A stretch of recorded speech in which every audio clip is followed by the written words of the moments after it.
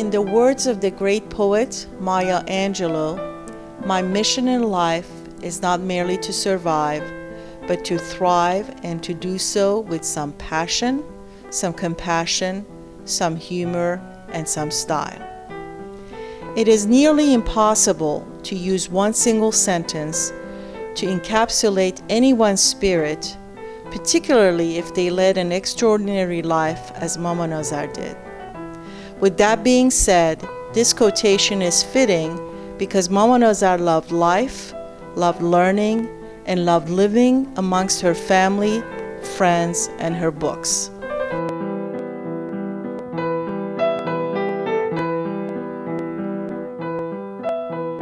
Having this extraordinary woman who has created and produced this magnificent family, while at the same time being a mother, being a wife, she was really an intellectual who could not pursue, when she was younger, all of her dreams, which was to be a historian and to be a scholar. But she became all of those things anyway.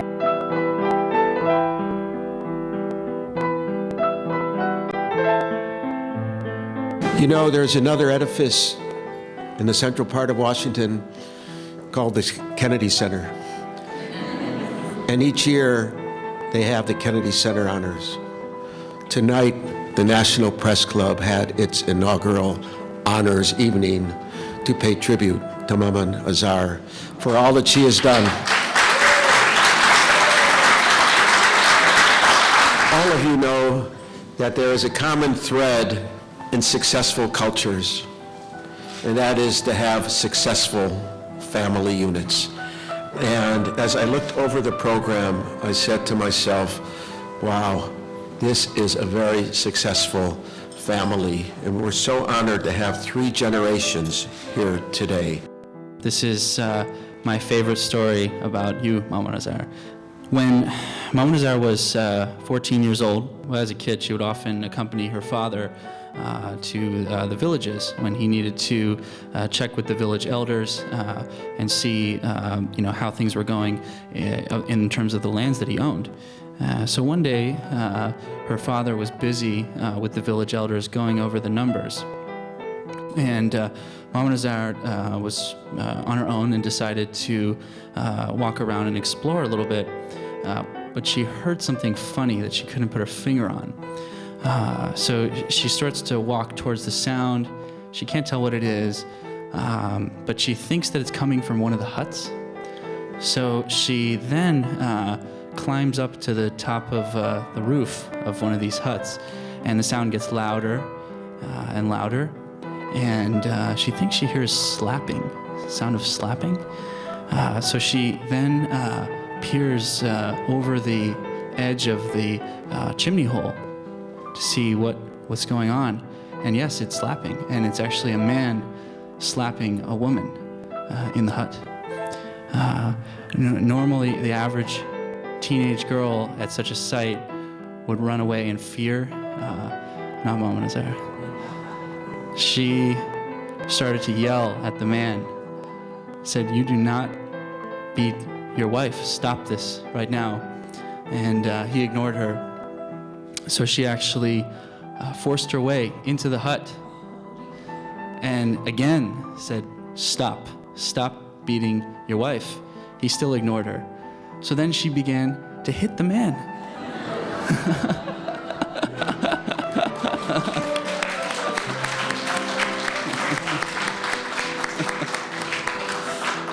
So he was incredulous, needless to say, and he quickly realized, though, who she was and said, I'm going to go to your father. So before Maamaan Azar could realize what was going on, she found herself in front of all of the village elders, her father, all sternly, disapprovingly looking at her. And her father asks, is this true? Did you break into this man's house and attack him? Again, normally the average teenage girl would be meek, tearful, not Maamaan Azar. She was defiant, and her only reply was, a man should never, ever beat his wife.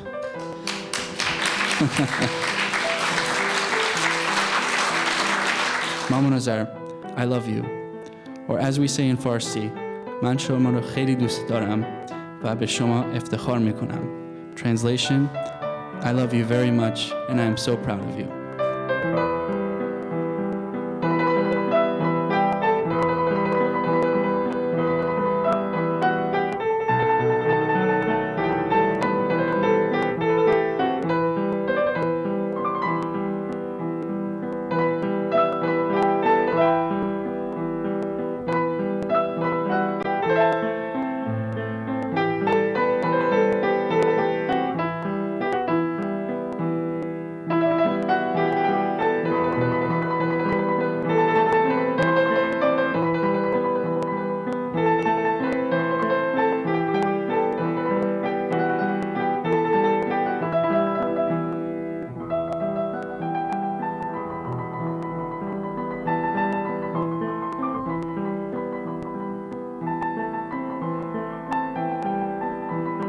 Miss Azar, when I look at you, I look as if I'm looking at my mom.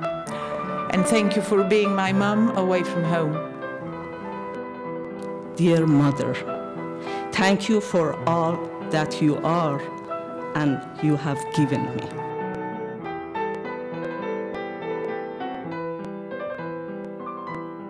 Maamaan Azar will always be the candle that burns within her family's heart.